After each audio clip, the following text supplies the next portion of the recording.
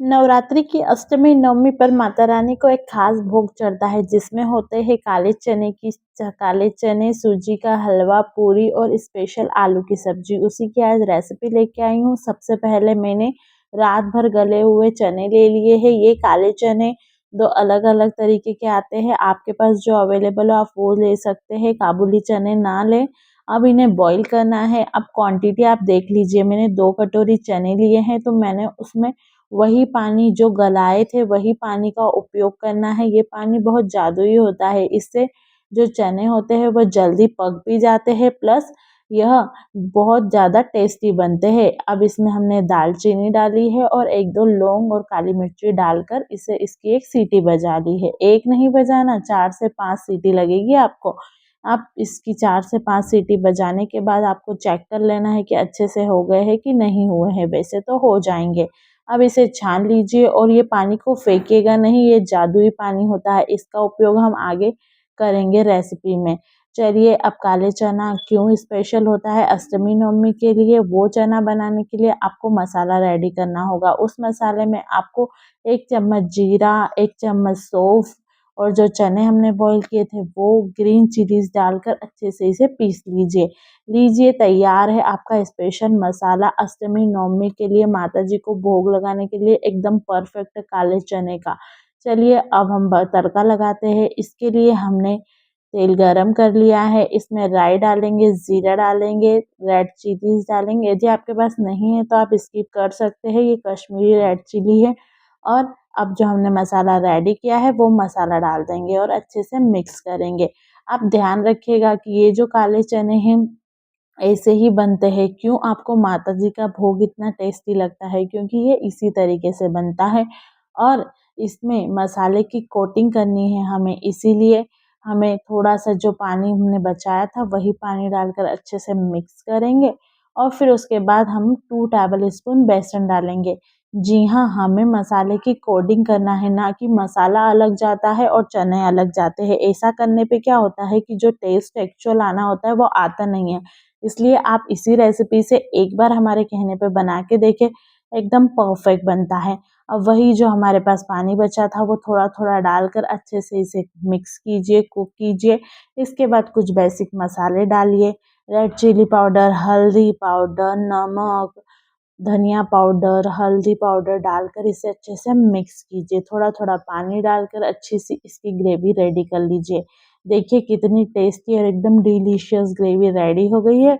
अब इसमें जाएँगे सॉल्ट और फिर जो हमने चने बॉईल करके रखे थे वो डाल देंगे। एकदम सिंपल रेसिपी है, ईज़ी रेसिपी है और आगे जो हमने मसाला बनाया है, वो मसाला बनाकर आप स्टोर भी कर सकते हैं। जब भी कोई सूखी सब्ज़ी बनाएँ, उसमें आप उपयोग करें।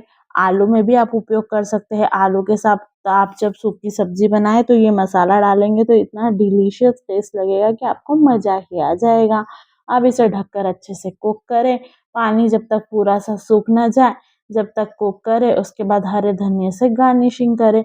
सिंपल सी रेसिपी, ईज़ी रेसिपी लेकिन बहुत डिलीशियस और माता तो इससे खुश ही हो जाएँगे। अब देखिए हरे धनिये से गार्निशिंग कर दी है। चलिए बनाते हैं एकदम सुपर टेस्टी प्रसाद वाली आलू की सब्जी। इसके लिए भी हमें एक मसाला रेडी करना होगा, जिससे जो मसाले की ग्रेवी है वो गाढ़ी हो जाएगी और सुपर टेस्टी हो जाएगी। हमने ज़ीरा डाला है, धनिया पाउडर डाला है, धनिया पाउडर नहीं है आप रॉ धनिया का उपयोग करेंगे तो वो ज़्यादा टेस्टी लगेगा। ग्रीन चिलीज़ 2 टमाटर चॉप करके डाल लिए हैं, 4 से 5 ग्रीन चिलीज़ डाल दिए। अब इसे पीस लिया है और 1 आलू मीडियम साइज़ का इसमें मैश करके डाल के इसे भी हमने पीस लिया है। आप ये मसाले ज़रूर रेडी करें, क्योंकि जब माता को भोग लगाने की बात हो तो सुपर टेस्टी फूड चाहिए। कन्या भोज हो, कन्या भोज में भी बच्चे खाने में बहुत नाटक करते हैं। जब उन्हें आप इस टाइप से खाना बनाकर टेस्ट करवाएँगे तो वो बहुत खुश हो जाएँगे, प्लस वो आपके यहाँ जब भी कन्या भोज होगा तो सबसे पहले आएँगे। अब हमने मसाला मिक्स कर दिया है, अब इसे अच्छे से कुक कीजिए, अच्छे से मिक्स कीजिएगा, इसे आप छोड़िएगा नहीं, नहीं तो ये कढ़ाई में चिपक सकता है। अब इसमें थोड़ा-सा सॉल्ट डाल दीजिएगा, उसके बाद आप 2 चम्मच बेसन डालिएगा। आप कहेंगे बेसन? जी हाँ, यही तो वो हलवाइयों वाली स्टाइल होती है जिससे जो आपको भंडारे की आलू की सब्ज़ी बहुत टेस्टी लगती है, लेकिन कभी सोचा है क्यों? क्योंकि उसमें ये स्पेशल इंग्रीडिएंट डलता है। अब डालिए बेसिक मसाले, उसे अच्छे से मिक्स कीजिए और मिक्स करेंगे तो मिक्स करने से पहले आपने जो जार यूज़ किया था उसमें थोड़ा-सा पानी डालकर, ताकि ये जो मसाले हमने डाले हैं जले नहीं, इन्हें अच्छे से कुक कर लीजिए। जैसे ही आपकी जो ग्रेवी है थोड़ी-सी गाढ़ी हो जाती है, आपको पता चल ही जाएगा कि ग्रेवी थोड़ी-सी गाढ़ी हो गई है। अब इसमें आप 2 से 3 कटोरी पानी डाल दीजिए। अब आप जो कंसिस्टेंसी रखना चाहते हैं आलू की सब्ज़ी की, उसके अकॉर्डिंग पानी डालिएगा और कोशिश कीजिएगा गर्म पानी डालें। इससे जो सब्ज़ी का टेस्ट है वो चेंज नहीं होता है, एकदम पानी-पानी नहीं लगती है, एकदम मस्त लगती है। ढककर 5 मिनट कुक कीजिए। बाकी जो हमने बॉयल आलू करके रखे थे, हमने स्मॉल साइज़ के 4 आलूज़ बॉयल करके रखे थे। यदि आप कम बना रहे हैं तो 2 आलूज़ ले सकते हैं और यदि आप ज़्यादा बना रहे हैं तो आप ज़्यादा क्वांटिटी में ले सकते हैं। कन्या भोज में ये आलू की सब्ज़ी बिल्कुल सारी कन्याएँ उँगलियाँ चाटती रह जाएगी और जाते-जाते आपको आशीर्वाद देके जाएगी। अब हरे धनिये से गार्निशिंग कीजिए और लीजिए रेडी है आपकी गरमा-गरम ढाबा स्टाइल आलू की सब्जी, या कहें भंडारे के स्टाइल की आलू की सब्जी। अष्टमी नवमी की स्पेशल सब्जी है, आप इसे एक बार ज़रूर बनाएं। देखकर ही लग रहा होगा ना कितनी टेस्टी बनी है। चलिए अब नेक्स्ट बनाते हैं जो सबसे खास है, भोग में बिना मीठे के कैसे भोग पूरा होगा, इसलिए बनेगा रवे का हलवा। रवे का हलवा बनाने के लिए सबसे पहले हमने 1 कटोरी घी ले लिया है, क्योंकि यदि हम 1 कटोरी रवा ले रहे हैं तो हमें 1 कटोरी घी लेना है। उसके बाद 2 चम्मच घी डालकर जितने भी ड्राई फ्रूट्स थे पहले हमने ड्राई फ्रूट्स रोस्ट कर लेंगे, उसके बाद ड्राई फ्रूट्स में किशमिश रोस्ट करेंगे, क्योंकि किशमिश जल्दी रोस्ट हो जाती है। और आप ध्यान रखिएगा कि आप हलवे में जितना ज़्यादा घी डालेंगे वो उतना ज़्यादा टेस्टी लगता है। इसलिए हमने 1 कप रवा लिया है तो हमने 1 ही कप घी लिया है, लेकिन घी की क्वांटिटी आप कम ज़्यादा कर सकते हैं। लेकिन जब आप मेरी रेसिपी से बनाएँगे तो एकदम डिलीशियस हलवा बनेगा, इसलिए आप इसी रेसिपी से बनाइए। मैंने घी पूरा नहीं डाला है, 2 टेबल स्पून दही घी हमने बचा लिया है। उसके बाद हमने 1 कटोरी रवा डालकर इसे अच्छे से मिक्स किया। मिक्स करने में बिल्कुल भी देरी ना करें, इसे मिक्स करके बिल्कुल हिलाते हुए आपको रवे को रोस्ट करना है। अब साइड बाय साइड आपको चाशनी बनानी है।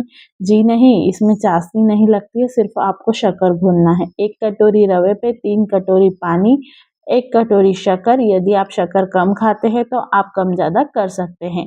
और थोड़ा-सा केसर डालकर जब तक आपकी जो वो शक्कर है वो घुलती नहीं है, थोड़ा-सा उसे हिलाइए। पर आप ध्यान रखिएगा, मैंने जो हलवा है उसे छोड़ा नहीं था, उसे मैं हिलाते जा रही थी। अब इसमें डालेंगे 2 टेबल स्पून बेसन।